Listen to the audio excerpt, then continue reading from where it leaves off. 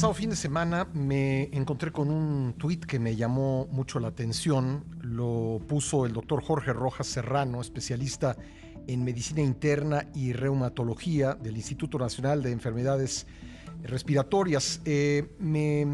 Pues escribió: llevo trabajando en hospitales públicos más de 20 años y siempre faltan camas. Ahora mágicamente el 72% de las camas están disponibles. Menuda lógica, los panteones llenos, desbordados, los padecimientos crónicos desatendidos.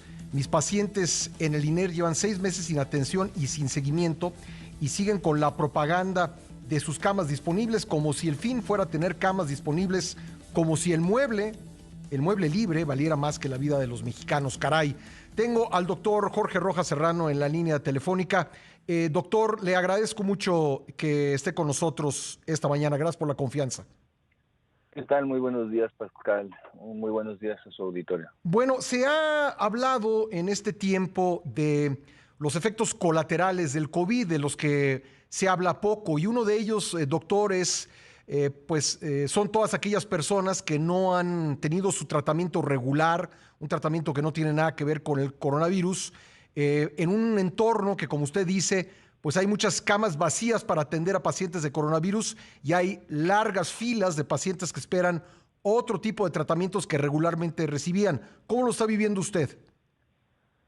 Efectivamente, yo creo que existen víctimas silenciosas, víctimas que lamentablemente no se les ha dado voz, y son todos aquellos pacientes que, teniendo padecimientos crónicos, padecimientos graves, han visto mermada su atención médica debido a esta situación excepcional que vivimos en esta época. Entonces, hay hace poco tiempo, en un reportaje periodístico, se hace una estimación de 1,5 millones de procedimientos quirúrgicos y de atención en los cuales no se había podido llevar a cabo la atención de padecimientos crónicos. Sí. Yo creo que ahí vale la pena recordar que todo retraso en, por ejemplo, pacientes con enfermedades oncológicas, en pacientes como los que yo trato, que son enfermedades del intersticio pulmonar en el INER, o padecimientos como diabetes, sin duda alguna van a incidir en el pronóstico de estos pacientes. Y, por ejemplo, en un paciente oncológico, un retraso de días significa la diferencia entre tener un pronóstico adecuado y tener una muy buena evolución, quizá la cura, y por el contrario, este retraso significa la pérdida de la esperanza de obtener una curación o de tener una mucho mejor evolución. Sí. Al referirnos solamente a camas, estamos obviando problemas enormes, y creo que estamos perdiendo el punto humanístico que debería de tener cualquier sistema de salud en el mundo. Las cifras, los muertos diarios, son familias que perdieron a alguien, son una persona que fallece, significa una historia que se acaba, una familia que llora, una persona que se queda sin su atención, que no puede conseguir medicamentos, significa mucho sufrimiento, y es hora de ir poniendo el énfasis en esos puntos. Es hora de ir poniendo los puntos sobre las IES de lo verdaderamente relevante. O sea, no puede ser que un movimiento que se dice se autoproclama moralmente superior necesite mártires por aquí o por allá, y mucho menos cuando no los pone ellos. Creo que esa desidia habla mucho, y sí estoy sumamente enojado en ese punto. Debemos de poner los puntos sobre las IES, volver al humanismo de lo que significa atender a un ser humano. Hay quien dice que el momento exacto de que nace la humanidad es cuando hay un homo arcaico decidió atender y cuidar a otro, y creo que debemos de regresar a ese punto. Doctor, evidentemente no le estoy pidiendo nombres, pero ¿conoce usted casos de personas que en esta etapa de pandemia, por no haber tenido acceso a tratamiento, por las decisiones que se tomaron respecto a tener camas libres para pacientes de COVID, pues hayan fallecido por esa causa? Bueno, todos los días se tiene, le voy a decir voy a utilizar mi propia experiencia. Sí. Decidí, obviamente, tomar estas decisiones de reconvertir, cambiar. Como médico particular, yo cerré mi consulta 4 meses. En un intento de, estoy hablando de mi consulta particular, en un intento de llevar a cabo dentro de las posibilidades de cada uno una contención. Además, mis pacientes que atiendo son pacientes pues de alto riesgo, ¿no? Entonces cerré la consulta y sin embargo llevé a cabo los mecanismos que se habían recomendado, videoconsultas. Incluso el INER está haciendo esas videoconsultas en un esfuerzo monumental por parte de las autoridades, que no es necesario, o sea, de las autoridades propias, o sea, que no es suficiente, o sea, tratando de atender, pero obviamente no es suficiente, no es suficiente. Y una de estas personas que me fue a buscar, la primera me estaba insistiendo mucho. Y cuando la recibí dije, bueno, ahora me doy cuenta por qué me está insistiendo tanto, ¿no? Sí, su condición médica bastante complicada.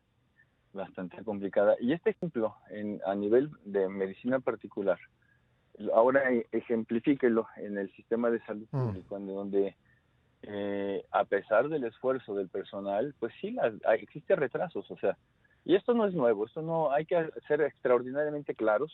Sí, Esto ya no es tenía nuevo. problemas el sistema Sí, de esto salud. ya tenía pruebas, Sí. esto no es nuevo, esto es algo de años. De hecho, como médico, de repente, por X o por Y, se llega a atrasar un día de consulta, o de repente un paciente pierde por historias de la vida real, lo asaltan en la carretera. O sea, son gente que en el INER tenemos pacientes que ven en prácticamente toda la República. Sí, Entonces, doctor, pierde la me apena consulta. interrumpirlo. Tengo que hacer Sí, una pausa obligada. ¿Me permite hacer el corte y regresar con usted? por supuesto. Gracias, gracias. Estoy platicando con el doctor Jorge Rojas Serrano. Volvemos en un momento. Le agradezco mucho al doctor Jorge Rojas Serrano que me haya esperado en la línea telefónica. Doctor, cuando lo tuve que interrumpir, me decía usted que pues no son nuevos los retrasos en el tratamiento dado pues el estado de nuestro sistema de salud y por diferentes circunstancias. Eh, pero creo que a lo que iba usted es que lo que se está Sí, experimentando que en estos tiempos es mucho peor. exacto. Sí, no, bueno, ahorita de hecho, bueno, hay muchas clínicas. Si bien algunos centros ya empiezan la reconversión, o sea, tengo múltiples eh, información de primera mano que obviamente no están trabajando como deben de ser, pero hace un momento yo estaba diciendo, en épocas normales, si de repente un paciente pierde perdía su cita o perdía algún tratamiento, algo así, uno como médico que trabaja en el Sistema Nacional de Salud, literalmente pataleas porque no es, o sea, pierde su atención, pero también se retrasa todo y para volverlo a ver es muy difícil, o sea, Sí. y hay gente que pierde la atención porque pues de repente le bloquearon la carretera, de repente lo asaltaron en el camino, X o Y, o sea, en estos momentos, si bien en estos momentos la emergencia de salud que estamos viviendo es inconmensurable. Ayer, hace un momento me decía, ¿usted tiene evidencia de esto? Bueno, simplemente las dos personas que atendí ayer, los dos me dijeron mi atención en X, la consulta a la que yo tenía derecho en el IMSS sigue parada. Y la otra es la consulta que tiene derecho en el ISSSTE sigue parado. O sea, el sistema de reconversión tuvo un costo terrible en el sentido de que no puedes desaparecer a la gente que tiene ya problemas previos de salud. Sí. O sea, si tú le apuestas a la reconversión en lugar de llevar a cabo una medida de contención, que ya se perdió esa oportunidad, pero si le apuestas a la reconversión en lugar a la contención, pues simplemente no puedes desaparecer a los pacientes que ya estaban antes. ¿Qué medida hubiera sido, pues, digamos, más acorde a la realidad de un país, pues, con pacientes afectados de muchas cosas, de muchas enfermedades crónicas? Bueno, interesante pregunta. La verdad es que yo creo que hace tiempo se decía, se le estaba echando la culpa de la increíble mortalidad que estamos observando en México a nuestro estado previo de salud. Sí. Este, que tenemos, y eso se sabe desde hace mucho tiempo, una epidemia de obesidad, síndrome metabólico, diabetes y todo eso. Bueno, si tienes eso, mi opinión muy personal es que debiste de haberle apostado a la contención.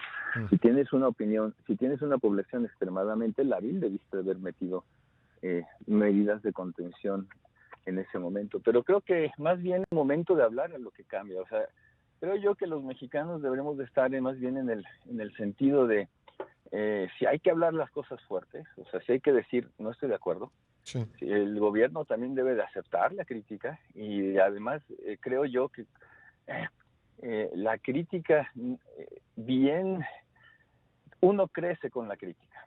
Y si te cierras a la crítica y si te pones en un plan de no voy a recibir crítica y todo lo que estoy haciendo está bien, simple y llanamente se van a seguir cometiendo los mismos errores. Entonces, más bien vale qué podemos hacer en este momento. ¿Qué medidas de mitigación, de contención serían apropiadas ahorita? Ponerle énfasis a lo que no estamos observando. ¿Qué está pasando con los pacientes crónicos que atendíamos? ¿Qué está pasando? ¿Por qué somos un país libre de camas pero sin certificados de defunción? Porque ya se acabaron. Entonces, creo yo que este es el momento de que la Secretaría de Salud empiece a escuchar, empiece a valorar nuevas opciones, a ver qué podemos hacer y todos en conjunto empezar a tratar de paliar esta tragedia enorme que lamentablemente lo estamos contando en miles de muertos. Pues me quedo con eso, doctor, y aprecio mucho su confianza en el programa. Muchas gracias por haber estado con nosotros. Muchas gracias, Pascal. Un gusto. Gracias, el doctor Jorge Rojas Serrano, especialista en medicina interna y reumatología del Instituto Nacional de Enfermedades Respiratorias.